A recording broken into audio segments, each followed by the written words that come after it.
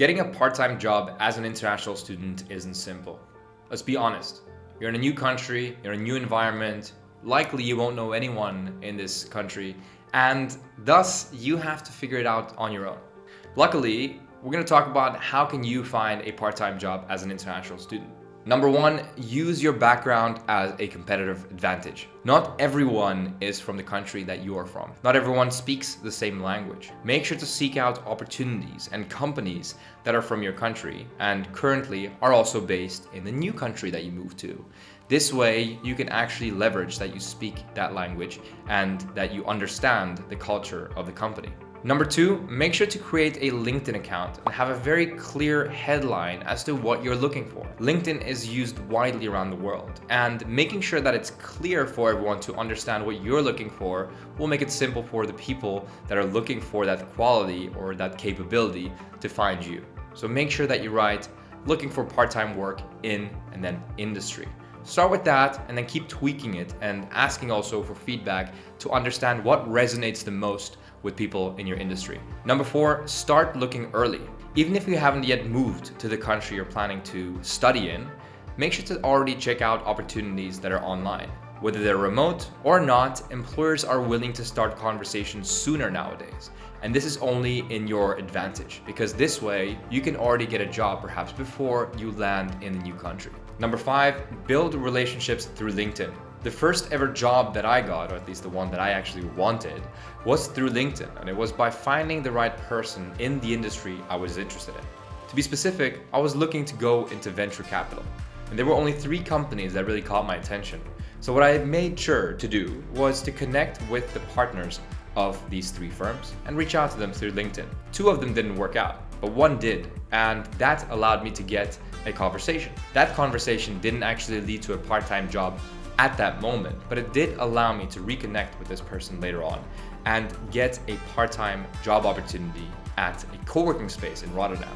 Number 6, look for platforms that allow you to filter on remote work opportunities. This way you can find positions that you can do without having to commute, and that's super valuable. On College Life Work, you can do that by switching the button. On other platforms, it might be somewhere else in the filters. Some might not even have it, and simply what you have to do is use keywords to search. But make sure to check out this option. Number 7, apply for gig economy roles. Now, you've probably seen riders around wearing their backpacks, whether it's Flink, Gorillas, Dasbezorgd, any of these can work. Now here's why. Maybe you're not that passionate about delivering food and delivering groceries, but this is where you will start. And remember, these companies are growing fast. As you can see, everyone is delivering food. Everyone is also ordering food, obviously, because they're having that food delivered.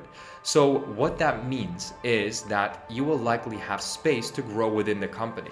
So make sure to start with this position, but then keep an eye out for opportunities in these companies to grow. Become a city manager, become a country manager, and then potentially become a global manager. Number 8, don't be afraid to create your own position. That's right. You can create a position from the passion that you have. Do you love scrolling on TikTok and creating content? Perfect. Become a TikTok manager. Seek out those companies that are using channels such as Instagram and Facebook and see whether they've already tapped into this new channel. Have they not done that? Perfect. It's the right time to reach out to them and ask why they haven't done so. Maybe they have a good answer, maybe not, but that's your opportunity to tap into a market that this company hasn't explored yet and help them out step by step to gain a new audience.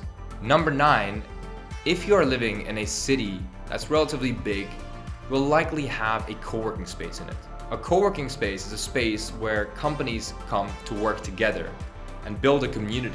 Now, since there's quite a few companies, and since the focus of co-working spaces is on community building, it's likely that co-working spaces in your city will have a platform where you can share your story.